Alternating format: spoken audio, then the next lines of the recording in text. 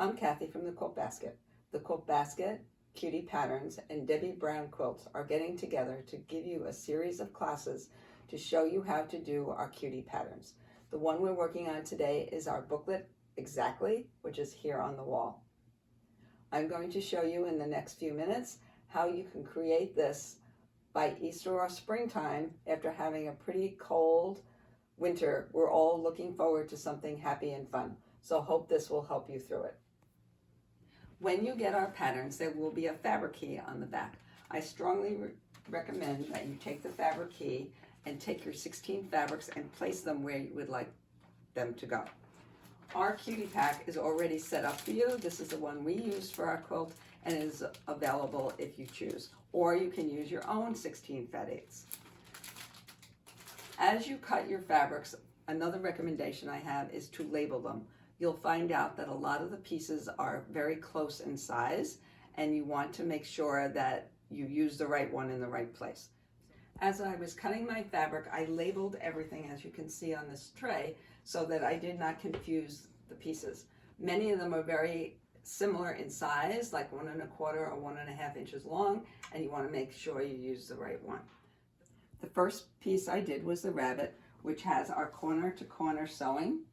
And you can do that one of two ways. You can draw your diagonal line, corner to corner, sew on the line, press, and then trim a 1/4 inch from the edge. Or I'm going to show you a little faster way of doing it. You can take your corner to corner piece, lay it on your square, and using the Creative Grid folded corner clipper, you can cut your piece before you go to the sewing machine. And you will notice that I can line this up exactly on my 1 1/2 and cut the edge. Now for you that are not as certain that everything is going to line up, a little trick that I have learned years ago was to use wash away fabric glue and making sure that it is perfectly square before you cut.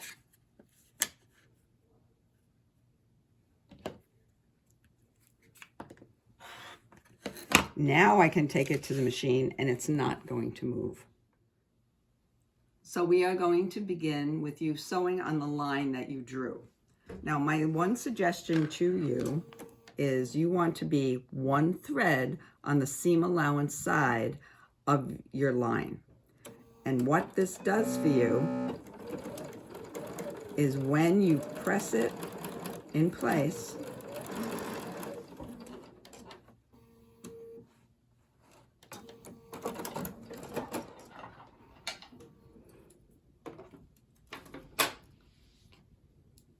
you will have that extra thread of fabric, so when you fold it over, it's perfectly aligned.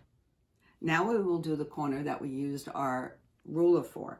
Now again, when I use the glue to hold it in place, it holds it so I don't have to worry about it moving at all.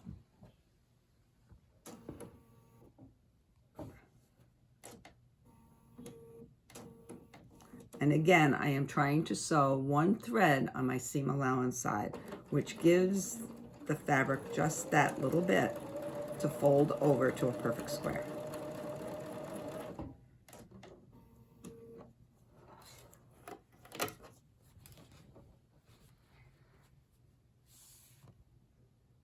Okay, now I'm going to show you the ironing piece of it.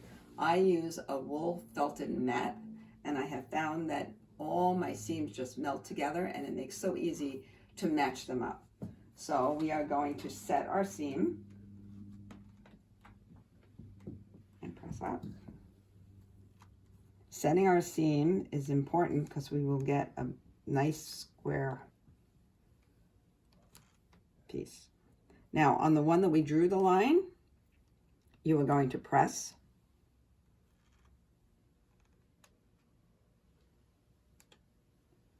Now you have to go to your cutting board and trim a 1/4 inch. Now that the pressing and the trimming is done, we have the face of our rabbit. The next section I am going to show you is how to do the ears. We're going to do 2 corner to corner seams to make the shape of the ear. And these can be done the same way as we did before. You can draw your line, or you can use your ruler.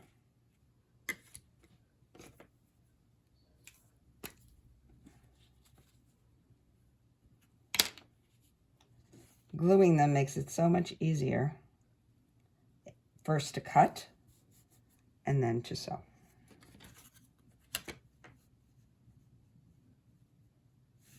And you want to line it up square. Now, because we have it glued down, we can do both sides at the same time.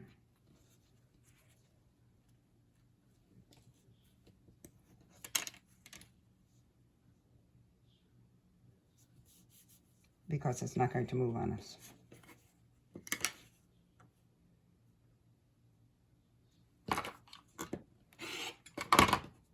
And now you will go to the sewing machine, sew, and then to the ironing board and press. You're going to do one ear in one direction, one ear in the other direction, and there's your rabbit. So now we're ready to assemble our rabbit head. As you can see, we have our pieces here. You're going to sew these three together. Sew it to the head of the bunny.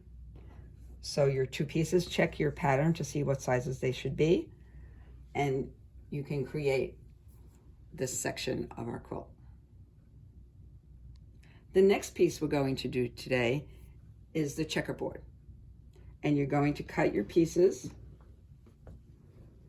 and you're going to lay your colored fabric with your background and sew them together until they look like this. After your pieces are sewn together, you're going to take it to your cutting board and cut them into segments and sections. Alternating your backgrounds, you're going to start your chain, and as you see here, you're going to sew your chains together. Following your directions, they will tell you how much background lattice has to be put on both sides. You now can sew the whole center of this segment together. Now we're almost finished this section for today. We have to make our two corners so we can attach them together. And if you look at this carefully, they're actually basically half square triangles. So you're going to take your background and your first border fabric. You're going to draw your line with your water-soluble pen.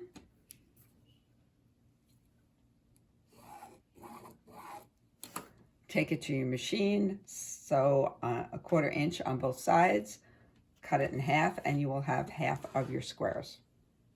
Now I make my half square triangles slightly larger, so instead of using the 7/8, I round them off to a full inch so that I can get a perfect square when I'm done. So after you sew your two lines on both sides of the square, cut it in half. It's now slightly bigger, which I like because now I get to control having perfect squares.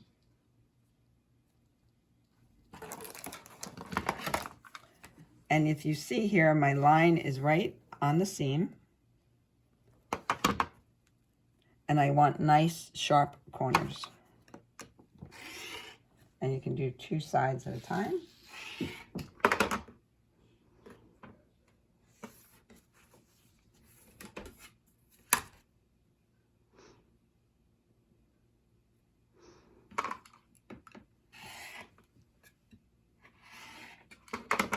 And now I have a perfect square to do my corners. You will notice they're opposite each other, so when you lay out, watch your pattern so that you have a right and a left. When this is completed, you now have two more seams and your top is done. Hope to see you next time for part 2 of our quilt. Remember that our patterns are available through quiltbasket.com. You can buy them on your own, but if your local quilt shop would like to have these available to you, we also wholesale them. The other products that I used in demo are available on quiltbasket.com. See you next time.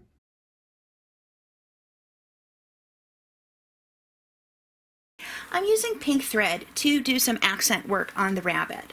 Now it doesn't need that much quilting, so I am going to stitch a little bunny nose and some bunny whiskers in a very faint pink thread. I've put a dot in the center of each of the bunnies, off center, just to say where I want the nose to be. So I'm going to put needle down, needle up, pull up the bobbin thread,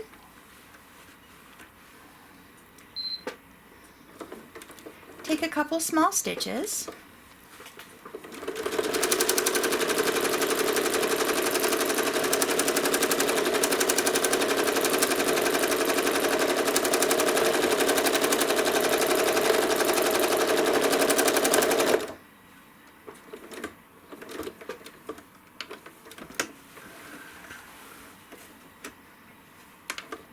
and I'm going to stitch a loop inside of the ear.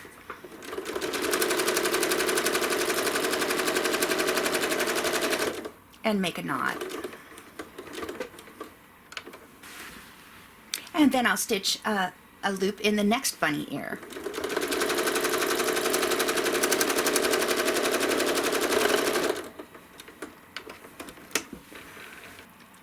There are the finished bunnies.